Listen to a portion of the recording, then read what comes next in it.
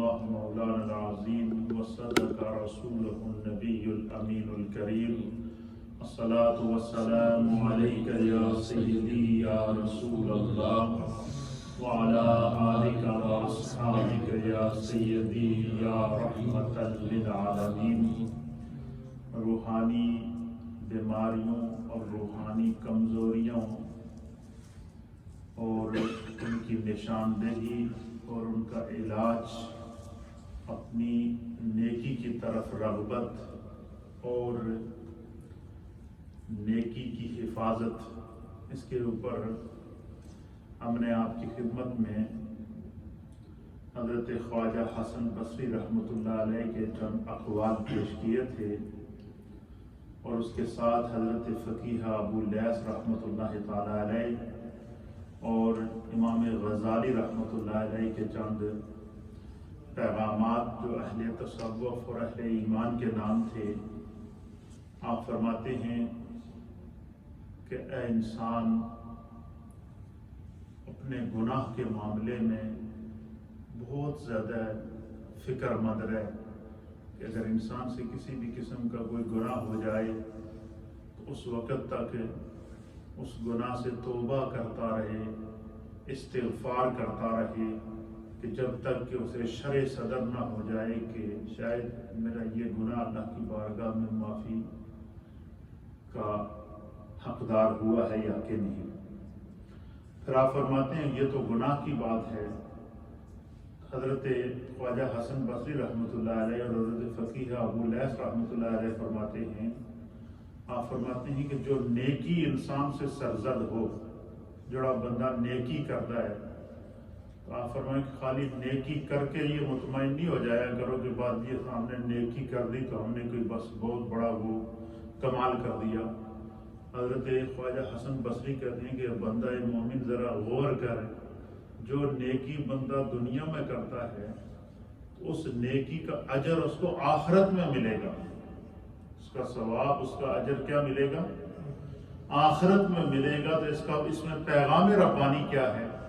حضرت خواجہ حسن بصری کہتے ہیں اس میں پیغام یہ ہے کہ جب بندے سے نیکی ہو جائے تو جب تک اس کی سانس باقی ہے وہ اس نیکی کی حفاظت کرے، اس طرح اس نیکی کی حفاظت کرے جس طرح کہ اپنی جان کی حفاظت کرتا ہے، اور اپنی نیکی کے اوپر کبھی جو ہے وہ تکبر غرور کے اندر آ کر جو ہے وہ اپنی نیکی، کیوں فرماتے ہیں کہ جس طرح نیکی کرتا ہے بندہ ایک کے بدلے اللہ اس کا 10 گنا اجر عطا فرماتا ہے. پھر اسی طرح فرماتے ہیں کہ جب بندہ عادی یہ گناہ ہو جائے تو اس کی جو نیکیاں ہوتی ہیں وہ جو ہے وہ ضائع ہو جاتی ہیں، اعمال ضائع ہو جاتے ہیں. تو فرمایا کہ اس لیے جب نیکی ہو تو نیکی کی حفاظت کے معاملے میں خوفزدہ رہا کرو. اس کے اوپر آپ فرماتے ہیں کہ اللہ تعالیٰ نے قرآن حکیم فرقان مجید میں سورہ المائدہ کی آیت نمبر 27 کے اندر ارشاد فرمایا کہ انما یتقبل اللہ من المتقین. فرمایا اللہ تعالیٰ نیکی جو ہے وہ متقین سے قبول کرتا ہے، متقین کی نیکی کو قبول کرتا ہے. اس کی وجہ کیا ہے؟ اس کی وجہ یہ ہے کہ متقی جو لوگ آدمی ہوتے ہیں جن کے دل میں تقوی ہوتا ہے، ایمان کا نور موجود ہوتا ہے، گناہ کا ڈر موجود ہوتا ہے، تقوی کی روشنی موجود ہوتی ہے، تو فرمایا کہ ان سے جو نیکی ہو جاتی ہے تو وہ مرتے دم تک اس نیکی کی حفاظت کرتے ہیں. تو سب سے پہلے کہتے ہیں کہ اس میں سبق کیا ہے کہ نیک بننے اور نیکی کرنے کے بعد پرہیزگاری کے راستے کو، تقوی کے راستے کو، اخلاص کے راستے کو، احکام کے راستے کو، عبادت کے راستے کو، اور جو خدا نے ہمارے ذمہ چیزیں لگائی ہیں اس راستے کو کبھی چھوڑنا نہیں ہے، تاکہ اس راستے سے جو ہمیں نیکی کی توفیق ملی ہے اس کی حفاظت ہو سکے. آپ فرماتے ہیں نیکی کی حفاظت کا دوسرا طریقہ کیا ہے؟ اللہ فرماتا ہے وَمَا أُمِرُوا إِلَّا لِيَعْبُدُوا اللَّهَ مُخْلِصِينَ لَهُ الدِّينَ. فرمایا کہ انہیں صرف یہ حکم ملا ہے کہ وہ اللہ کی عبادت اخلاص کے ساتھ کریں. اور یعنی جب بندہ نیکی کرے تو نیکی کرنے کے ساتھ ساتھ اس نیکی کے اندر اخلاص بھی ہونا چاہیے تاکہ اس نیکی کی حفاظت ہو سکے.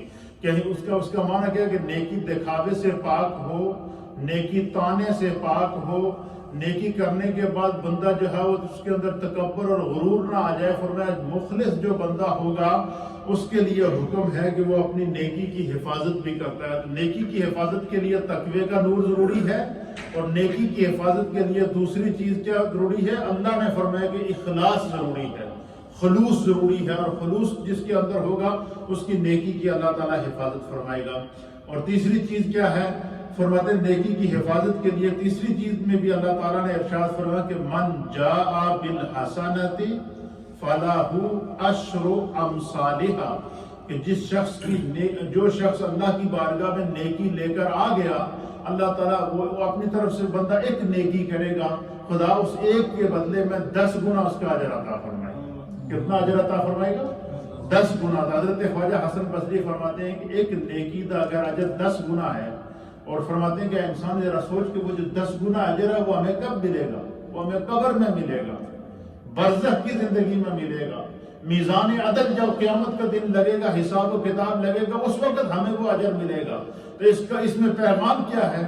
فرماتے اس میں پیغام جو ہے کہ جو نیکی تم نے کی ہے قیامت تک اس کی حفاظت بھی کرنی ہے, اخلاص کے ذریعے کرنی ہے, تقوی کے ذریعے کرنی ہے, اور پھر جو ہے وہ اس نیکی کے بارے میں فکر مند رہنا ہے کہ کدھر میری یہ نیکی ضائع نہ ہو جائے.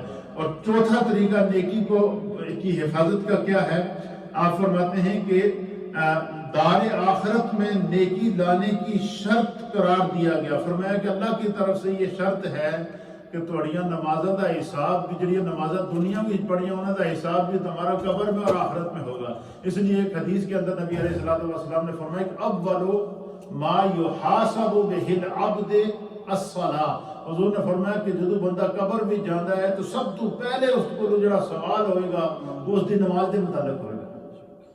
تو حضور نے فرمایا کہ جب نماز پڑھو تو پھر اس نماز کی حفاظت بھی کرو, نیکی کرو تو اس نیکی کی حفاظت بھی کرو, تلاوت قرآن کرو تو اس کی حفاظت بھی کرو, اور اس کی حفاظت دکھاوے سے پاک ہونے چاہیے, تعصب سے پاک ہونی چاہیے, تکبر سے پاک ہونی چاہیے. اور فرمایا کہ جس بندے نو اللہ تعالیٰ نیکی دی توفیق دے اس کو دل اور روح کے طور پر خوش ہونا چاہیے, اور اللہ کا شکر ادا کرنا چاہیے, اللہ میں اس قابل نہیں ہوں, تو نے میں نے نیکی واسطے منتخب کیا. فرمایا جب سجدہ کرو تو یہ شکر ادا کرو کہ خدایا میں اس قابل نہیں تھا, تو نے چاہا تو میں نے تیری بارگاہ میں سجدہ کیا. قیام کرو تو فرمایا یہ نیت رکھو کہ خدایا میں اس قابل نہیں تھا, تو نے چاہا تو میں تیری بارگاہ میں کھڑا ہوا. تو فرمایا کہ جب بندہ اپنے سارے معاملات کو اللہ کے سپرد کر دیتا ہے تو پھر خدا اس کی نیکیوں کی بھی حفاظت کرتا ہے, اللہ اس کو آزمائشوں سے بھی بچاتا ہے. اسی لیے اللہ کے حبیب علیہ الصلوۃ والسلام نے فرمایا, آخری بات حضور علیہ الصلوۃ والسلام نے ارشاد فرمایا کہ اس وقت تمہارا کیا حال ہوگا. جس دن کو میں نے یہ حدیث آپ کی خدمت میں پیش کی تھی, اس کا نتیجہ ہے. حضور نے فرمایا کہ اس وقت تمہارا کیا حال ہوگا جب تمہارا نوجوان فاسق ہو جائے گا اور تمہاری عورتیں سرکش ہو جائیں گی. اور میں قرب قیامت میں ایک ایسا وقت آئے گا, اور ہم اس وقت سے ابھی گزر رہے ہیں. آج ہمارا نوجوان بے راہ روی کا شکار ہے, نوجوان بوڑھے بے راہ روی کا شکار ہیں, بچے بے راہ روی کا شکار ہیں, بچیاں بے راہ روی کا شکار ہیں, مرد اور عورتیں بے راہ روی کا شکار ہیں. بے راہ روی کا معنی یہ ہے کہ بندہ راہ راست سے بھٹکا ہوا ہے, اور وہ جب اس کو تمیز نہیں ہے کہ میں گناہ کر رہا ہوں, اور اس کو کوئی خوف نہیں آ رہا ہے, نیکی کی بھی اس کو جو ہے وہ کوئی نہیں ہے.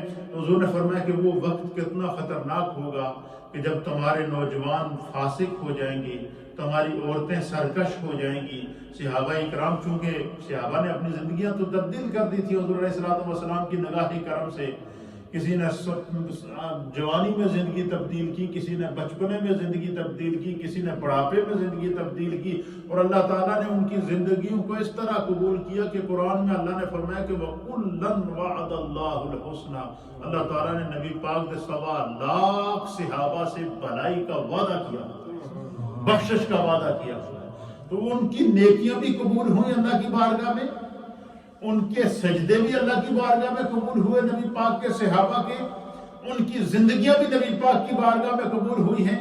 تو اس لیے فرمایا کہ اس وقت سے ڈرو جب تمہارا نوجوان فاسق ہو جائے، رائے راست سے ہٹ جائے، تمہاری عورتیں سرکش ہو جائیں، صحابہ نے عرض کیا یا رسول اللہ کیا اس طرح بھی ہوگا؟ تو حضور نے فرمایا ہاں، اس سے بھی سخت امت کے اوپر ایک امتحان آنے والا ہے، اور وہ کیا ہوگا؟ حضور نے فرمایا اس وقت سے بھی ڈرو کہ جب آپ کو امر بالمعروف اور نہی عن المنکر، امر بالمعروف کہتے ہیں کہ قرآن کے پیغام کو، دین کے پیغام کو سنو اور سناؤ اور اس پر عمل کرو.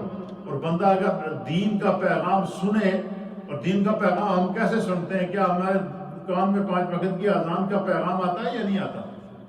5 وقت گھروں میں ریڈیو بھی لگے ہوئے ہیں، مسجد میں 5 وقت کی جب اذان ہوتی ہے تو کیا گھروں میں آواز دین کی جاتی ہے یا نہیں جاتی؟ تو حضور نے فرمایا جب بھی تمہارے کان میں دین کا پیغام آئے، چاہے اس کا تعلق عبادات سے ہو، یا اس پیغام کا تعلق معاملات سے ہو، یا اس پیغام کا تعلق تمہاری انفرادی زندگی سے ہو یا اجتماعی زندگی سے ہو، اگر وہ عمل ثواب کا ہے، دین کا ہے، اور اس سے تمہاری زندگی کے اندر نیکیوں میں اضافہ ہو سکتا ہے اور تمہاری زندگی کی اصلاح ہو سکتی ہے، تو سرکار نے فرمایا کہ حتی الامکان کوشش کرو کہ او دے وچ اپنا حصہ ضرور پاؤ. کیوں؟ کہ اللہ کی طرف سے پیغام آیا، خدا چاہتا ہے کہ فرمایا کہ دین کا پیغام، نیکی کا پیغام، خیر کا پیغام اس سے کرنے میں جاندہ ہے جس دے کو خدا چاہتا ہے کہ اس کا سجدہ میری بارگاہ بھی قبول ہو جائے، اس کی تلاوت میری بارگاہ بھی قبول ہو جائے، اس کا قیام میری بارگاہ میں قبول ہو جائے. تو فرمایا کہ جب جو ہے وہ نہی عن المنکر اور امر بالمعروف جو ہے وہ جو لوگ نہیں کریں گے اور نہی عن المنکر سے نہیں بچیں گے، تو حضور نے فرمایا کہ وہ دور قرب قیامت کا دور ہوگا. اس کا مطلب کیا ہے؟ لوگوں کی نیکی اور برائی کی تمیز ختم ہو جائے گی. اس لیے جب بھی کوئی کام نیکی کا ہو تو ہمارا دل خوش ہونا چاہیے اور اخلاص سے اس کو کرنا چاہیے، اور جو کام گناہ کا ہو اس سے 100 بندہ ناراض ہوتا ہے تو ہوتا رہے. ہم نے خدا کو راضی کرنا ہے، بندوں کو نہیں. دکھاوے کے عمل سے اللہ نے جو ہے وہ منع کیا ہے، اور فرمایا فَوَيْلٌ لِّلْمُصَلِّينَ الَّذِينَ هُمْ عَنْ صَلَاتِهِمْ سَاهُونَ. فَوَيْلٌ لِّلْمُصَلِّينَ، خرابی ہے نمازیاں واسطے. ہم تو اندازہ رہا بندہ سوچتا ہے کہ بندہ نماز نہیں پڑھے تو اللہ کو بڑا خرابی ہے. ورنہ کس کے لیے خرابی ہے؟ فرمایا ایک تو ان کے لیے جو اپنی نمازوں کو بھلا بیٹھے ہیں، کان میں آذان کی آواز پڑتی ہے تو نماز نہیں پڑھ رہے، یہ خوف نہیں پیدا ہو رہا ہے کہ اللہ کی طرف سے بلاوا آ گیا ہے، میری عبادت کا وقت ہے، ریاضت کا وقت ہے. اور فرمایا کہ جس کام کو اور کان میں آواز پڑ گئی کہ یہ جو کام تو کر رہا ہے یہ گناہ ہے، اور اس کے باوجود بندہ اس کو نہ چھوڑے، فرمایا اس سے بڑا بدبخت اور کوئی نہیں ہو سکتا.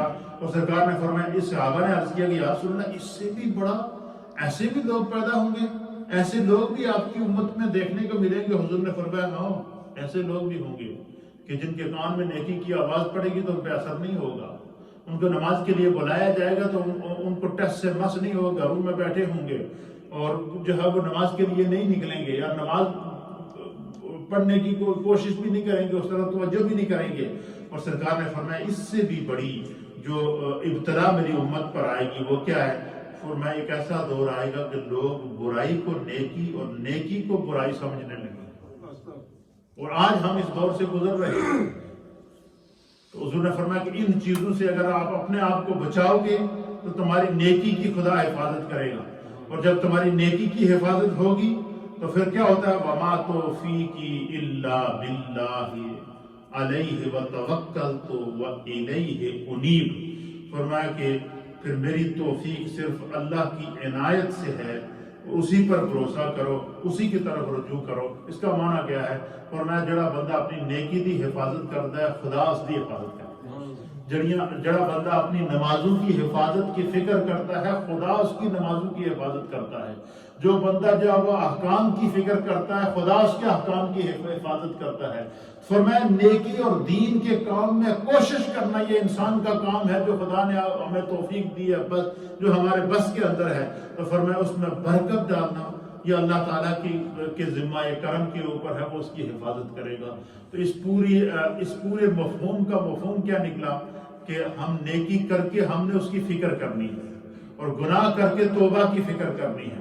فرمایا نیکی کی جس نے حفاظت کی خدا نے اس کی حفاظت کی، جس نے گناہ سے سچی توبہ کی اللہ ستار ہے، وہ گناہوں پہ پردہ ڈال دے گا.